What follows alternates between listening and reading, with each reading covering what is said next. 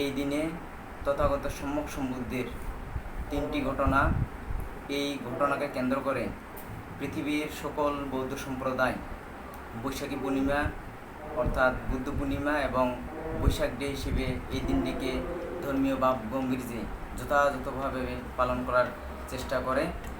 এই দিনেই ত্রিস্মৃতি বুদ্ধের জীবনের সাথে জড়িত। প্রথম হচ্ছে সম্যক সম্বুদ্ধের জন্মগ্রহণ অর্থাৎ সিদ্ধার্থের জন্মগ্রহণ। দ্বিতীয় ঘটনা হচ্ছে আজকের এই বৈশাখ পূর্ণিমা দিনেই এই সিদ্ধার্থের বুদ্ধত্ব লাভ এবং আজকের এই বৈশাখ পূর্ণিমা দিনেই তথাগত সম্যক সম্বুদ্ধের মহাপরিনির্বাণ অর্থাৎ মৃত্যুবরণ। এই 3টি স্মৃতিকে ধারণ করেই পৃথিবীর সকল বৌদ্ধ সম্প্রদায় এই দিনটিকে যথাযথ ধর্মীয় মর্যাদায় পালন করে থাকে।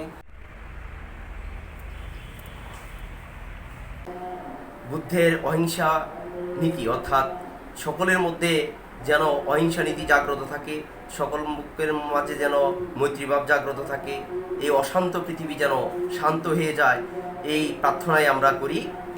এই বলে আমাদের এই বুদ্ধ পূর্ণিমা উপলক্ষে বিভিন্ন কর্মসূচি আমরা পালন করে থাকি।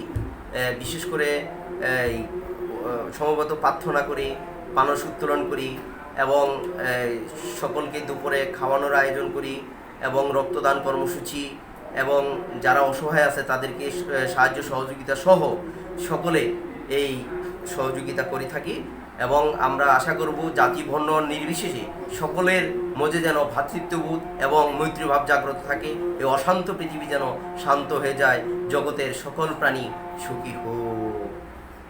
সাধু সাধু সাধু।